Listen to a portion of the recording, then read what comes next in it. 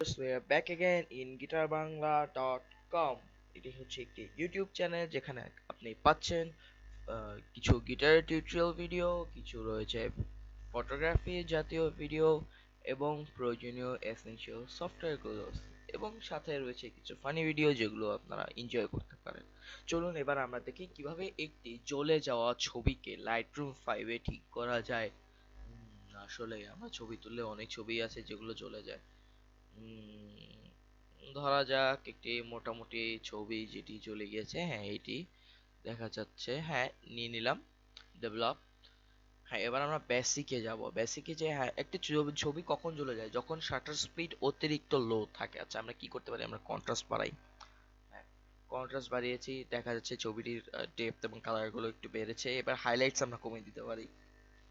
Highlights কমানোর কারণে দেখেন পিছনে যেই জ্বলে যাওয়া ভাবটি ছিল আলো সেটি চলে গিয়েছে। ডার্ক আমরা ব্ল্যাক বাড়াতে পারি, তাহলে ডার্কার জিনিসগুলো আরো ডার্কার হবে। হোয়াইটটা একটু কমাতে পারি, দেখা যাবে স্কিনের উপর স্কিনটা দেখুন হোয়াইট বাড়ালে জ্বলে যাচ্ছে, হোয়াইট কমালে অতিরিক্ত ডার্ক হয়ে যাচ্ছে। সমস্যা নেই, আমাদের চলবে। একটু কমিয়ে দেই, এত বেশি কমানো দরকার নেই, না হলে খারাপ দেখা যাবে। কন্ট্রাস্ট বাড়িয়ে দেওয়া যাক 100%। এই ছবিতে 100% কন্ট্রাস্ট না দিয়ে একটু কম দিই, 88%। কখনো 100% কন্ট্রাস্ট দিবেন না, কারণ 100% কন্ট্রাস্ট থাকলে আপনার ছবিটি একটু ব্যাকওয়ার্ড টাইপ লাগবে। হ্যাঁ থাক, আমাদের টেম্পারেচার দেওয়ার প্রয়োজন নেই। আমরা এবার রেড বাড়িয়ে দেই। এখন হচ্ছে কালারের খেলা।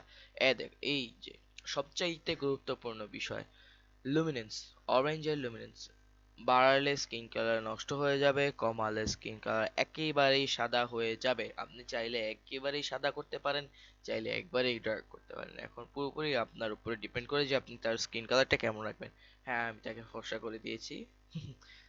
যদিও যাই হোক, এবার ইয়েলোটা বাড়াবো। হ্যাঁ গ্রিন, কারণ পেছনে একটু সবুজ গাছপালা আছে। ব্লু, আপনাদের আগেও বলেছি যে হলুদ এবং সবুজ যেখানে আছে আপনারা অবশ্যই ব্লু কালারটা বাড়াবেন, তাহলে আপনার দেখতে ছবিটির টেক্সচার এবং কালারের মধ্যে ভালো লাগবে। মাজেন্টা আর পার্পল আমি এমনিতেই দিয়েছি, যেহেতু চশমা ফ্রেমে পার্পল অ্যান্ড মাজেন্টার একটি মিক্সচার রয়েছে তার জন্য দিয়ে দিলাম। এখন আমরা যেতে পারি ডিটেলসে। যেহেতু টোন ক্রাফের কোনো প্রয়োজন নেই ভাই, আমি টোন ক্রাফ ব্যবহার করি না। আপনারা যদি পরে টোন ক্রাফ ব্যবহার করতে চান, অর্থাৎ আপনারা যদি এক্সপার্ট হন, তাহলে টোন ক্রাফ ব্যবহার করতে পারেন। সাধারণ ছবিতে টোন ক্রাফ ব্যবহার করার কোনো প্রয়োজন হয় না।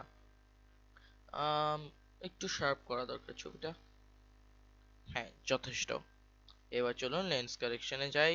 আগেও বলেছি লেন্স কারেকশনের প্রয়োজনীয়তা। লেন্স কারেকশন শেষ। এবার আমরা ইফেক্ট, আমরা কি ইফেক্ট ব্যবহার করব?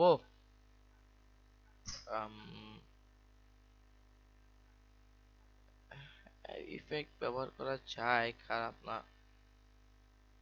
হুম, হ্যাঁ ইফেক্ট ব্যবহার করা যায়, ইফেক্ট ব্যবহার করছি। এবার দেখি পার্থক্য। দেখুন প্রথম ছবিটা এবং দ্বিতীয় ছবিটা কতটা পার্থক্য। একটি চলে যাওয়া ছবি এবং একটি সাধারণ এডিট করা ছবি। আপনি সিম্পলি দেখলেই টের পাবেন যে কোনটার কত বড় পার্থক্য হয়েছে। যাক এবার ছবিটি এক্সপোর্ট করা যাক। এক্সপোর্ট, সরি এটা দিয়ে তো সিলেক্ট করে কিভাবে কোন জায়গায় এক্সপোর্ট করবো, export with previous. Export with previous দিলে আসলে আপনার কোথায় লাস্ট টাইম এক্সপোর্ট হয়েছিল ছবি সেই জায়গায় চলে যাবে।